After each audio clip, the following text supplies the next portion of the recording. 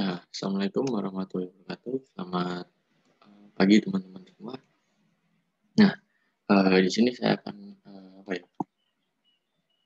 mempresentasikan mengenai uji pengambilan sampel udara. Nah, yang selanjutnya, yang pertama, tujuannya dilakukan ini untuk apa? Yang pertama yaitu untuk menentukan pemilihan lokasi pengambilan sampel uji pemantauan kualitas udara ambien.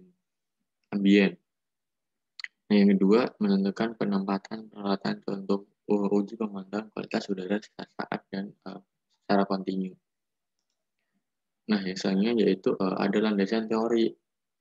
Nah, landasan teori yang pertama itu mengenai penentuan lokasi pengambilan sampel udara ambien. Nah, lokasi pemantauan kualitas udara ambien ini ditetapkan dengan mempertimbangkan berbagai faktor ya. Salah satunya itu ada angin, tata guna lahan, tinggi cerobong, dan luas sebaran bahan pencemar itu ya tadi, atau dispersi polutan. Nah, adapun penentuan lokasi ini itu pemantauannya mempertimbangkan apakah pemantauan dilakukan secara kontinu ataukah pemantauan dilakukan secara grab atau sesaat. Dan lainnya itu dengan penataan terhadap peraturan-peraturan lingkungan ya. Nah, adapun untuk penentuan lokasi pemantauan ambien grab atau saat dapat mengacu pada keputusan Kepala Bapeda nomor 205 tahun 1996 tentang pedoman teknis pengendalian pencemaran udara. Masih mengenai lokasi ambien. Nah, penentuan lokasi pemantauan udara ambien ini dilakukan pada arah angin dominan dengan jumlah titik minimal itu 2 dengan mengutamakan pemukiman atau tempat-tempat yang lebih spesifik seperti itu. Sedangkan pada arah angin lainnya minimum 1 titik dengan kriteria penetapan lokasi. Nah, untuk mendukung pemantauan kualitas udara ambien ini perlu dilakukan pemantauan kondisi meteorologis yang meliputi arah angin, kecepatan angin, kelembapan, dan temperatur juga. Dan sebagai alternatifnya dalam penentuan lokasi sampling udara ambien dapat digunakan model matematis sederhana untuk mengetahui konsentrasi permukaan atau ground concentration. Model ini dapat hanya merupakan salah satu dari model dispersi lainnya ya, yang bisa kita gunakan didapatkan dari bebas dari internet atau dibeli dalam bentuk software yang siap pakai biasanya. Nah, yang selanjutnya yaitu penentuan lokasi pada pengambilan sampel udara emisi. Lokasi sampling emisi ini sumbernya bergerak. Contohnya adalah kayak cerobong yang mengeluarkan emisi dari suatu proses fasilitas. Nah, jenis fasilitas yang dipantau emisinya dalam peraturan yang sudah ditetapkan oleh pemerintah. Sebagai contoh, industri pulp dan kertas harus melakukan pemantauan emisi dari tungku recovery-nya. Tanur putar pembakaran kapur, tangki pelarutan lelehan, terus ada digester juga, dan unit pemutihan. Nah, tenaga kettle uap ini dan sumber lainnya, sedangkan fasilitas yang harus dipantau emisinya oleh pabrik pupuk menjemuk NPK adalah subscriber, tenaga kettle uap dan sumber lainnya. Itu ada 2 yang harus kita perhatikan, yaitu lokasi lubang pengambilan contoh uji, dan yang kedua yaitu titik pengambilan contoh uji atau sampling point-nya. Nah, ini ada alat dan bahannya. Yaitu untuk alat pastinya kita ada sound level meter, ada intinya, ada pompa hisap, terus ada filter holdernya, ada filter utamanya, dan ada timbangan analitik dan exhibitor. Terus untuk bahannya itu apa saja? Ada larutan HNO3 pekat, NH3 ya, NH3 1%, larutan hidroksilamin hidroklorid itu 20%, larutan KCN 10%, larutan difuzon dalam kloroform dan larutan stangin dan lead nitrat. Terus yang terakhir ada kertas indikator. Nah, masuk ke pembahasan. Nah, yang pertama itu kita harus menentukan lokasi pengambilan contoh uji. Nah, titik pengambilan kualitas udara ambien ini ditetapkan ya dengan mempertimbangkan ada 3 hal, yaitu faktor meteorologi, arah dan kecepatan anginnya, terus ada faktor geografi, topografi, dan yang terakhir itu ada tata guna lahannya. Terus di mana sih kriteria yang dapat dipakai dalam menentukan suatu lokasi pemantauan kualitas udara ambien, itu ada 5 kriteria. Yang pertama itu area dengan konsentrasi pencemar tinggi. Terus yang kedua itu ada area dengan kepadatan penduduk tinggi. Yang ketiga, ada di daerah sekitar lokasi Medan ini diperuntukkan untuk kawasan studi atau stasiun pengambilan contoh uji perlu.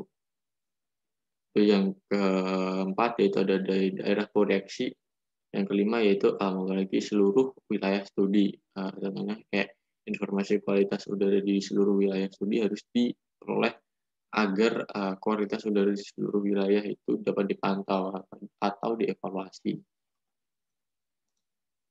Terus untuk yang persyaratan pemilihan lokasi pengambilan contoh uji, itu ada beberapa ya petunjuk yang dapat kita gunakan dalam pemilihan titik pengambilan contoh uji. Ada 4 petunjuk yang kita gunakan untuk persyaratan pemilihan lokasi pengambilan contoh uji. Yang pertama, dari tempat yang dapat merubah konsentrasi secara secara waktu itu singkat seperti itu. Dan yang mengakibatkan adanya absorpsi atau seperti kayak dekat dengan gedung atau pohon-pohonan. Terus yang kedua yaitu ada hindari tempat di mana pengganggu kimia ya terhadap bahan pencemar yang dapat diukur seperti itu.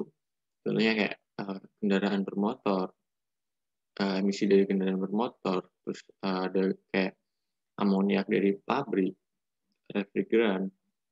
Yang ketiga yaitu hindari tempat di mana penggunaan pengganggu fisika dapat mencampuri. Contohnya kayak mencampuri suatu hasil ya. Contohnya itu kayak mengganggu kayak debu partikulat matter itu tak boleh dekat dengan inseneratornya baik domestik maupun komersial. Yang keempat yaitu ada letakkan di daerah dengan gedung atau bangunan yang rendah dan saling berjauhan. Yang kelima yaitu apabila pemantauan bersifat kontinu, maka lakukanlah pemilihan itu dengan mempertimbangkan perubahan kondisi dan peruntukan masa pada nanti. Nah, selanjutnya yaitu ada persyaratan penempatan peralatan pengambil contoh uji. Itu ada 3 ya. Peralatan contoh yang ditempatkan dengan syarat sebagai berikut. Letakkan peralatan pengambilan contoh uji pada daerah yang aman tentunya. Yang kedua yaitu penempatan pengambilan contoh uji di atap bangunan dapat lebih baik untuk daerah dengan kepadatan penduduk atau bangunan menengah sampai tinggi. Yang ketiga, letakkan di atap bangunan yang bersih dan tidak terpengaruh oleh emisi gas buang dari dapur, insenerator, atau gas buang cerobong seperti itu ya. Terus selanjutnya itu ada posisi prop. Nah, gimana sih penempatan posisi prop atau tempat masuk contoh uji udara ini yang tepat itu bagaimana? Nah, yang pertama itu pada kondisi pemantauan kualitas udara ambien, prop harus ditempatkan pada jarak sekurang-kurangnya itu 15 meter dari jalan raya. Yang kedua, ketinggian prop stasiun tetap antara 3 sampai 6 meter, sedangkan pengambilan contoh uji secara manual ya. Terus ketinggian prop 1,5 meter dari permukaan tanah. Dan untuk yang ketiga, untuk pengambilan contoh uji sendiri, uji partikulat itu minimal 2 meter di atas permukaan tanah datar pada pinggir jalan raya. Yang keempat, prop harus berjarak sekurang-kurangnya 15 meter dari suatu sumber pengganggu untuk stasiun memantau. Entah itu pengganggu secara kimia, fisika, gitu. Yang kelima, itu ada prop ditempatkan minimal 2 kali ketinggian gedung yang terdekat untuk stasiun pemantau. Nah, pembahasan terakhir, pemantauan kondisi meteorologis untuk stasiun tetap itu bagaimana sih? Nah, untuk mendukung pemantauan kualitas udara ambien, perlu dilakukannya pemantauan atau kondisi meteorologis yang meliputi arah angin, kecepatan angin, kelembaban, dan temperatur. Terus penetapan lokasinya pemantauannya itu seperti ada 2 ketentuan ya, yaitu ketentuan lokasi stasiun pemantau yang relatif dekat dengan bangunan atau pohon tertinggi. Itu ada 3 tinggi prop alat pemantau minimal 2,5 kali dari tinggi bangunan atau pohon tertinggi dan membentuk sudut 30 derajat terhadap bangunan atau pohon tinggi tadi. Terus ada minimal 2 meter lebih tinggi dari bangunan atau pohon tertinggi di sekitarnya. Terus yang ketiga ada tinggi lokasi stasiun memantau, kondisi meteorologinya minimal 10 meter dari permukaan tanah. Terus yang kedua yaitu ada ketentuan lokasi stasiun memantau yang relatif jauh dari bangunan atau pepohonan. Itu tertinggi jarak stasiun ke bangunan atau minimal 10 kali lah tinggi bangunan atau pohon tertinggi. Itu ada dua, yaitu tinggi prop alat memantau minimal 2,5 kali dari tinggi bangunan atau tinggi pohon tertinggi. Ini sama ya, sama yang tadi. Terus yang dua yaitu ada tinggi lokasi untuk penempatan stasiun memantau kondisi meteorologis minimal 10 meter dari permukaan tanah. Nah, dapat disimpulkan untuk pengukuran kualitas lingkungan ini untuk komponen udara dan kebisingan perlu dilakukan kegiatan-kegiatan pencegahan dan penanggulangan secara menyeluruh untuk mengurangi peningkatan kebisingan dan penurunan kualitas udara. Dan untuk menjaga kualitas udara yang dicanangkan dalam program Langit Biru dan mengurangi kebisingan, maka perlu dilakukannya upaya pengelolaan dan pemantauan serta penetapan kebijakan yang mendukung program tersebut. Dan perlu dilakukannya uji secara menyeluruh di wilayah-wilayah yang lebih spesifik untuk dilakukannya uji udara ambien tadi.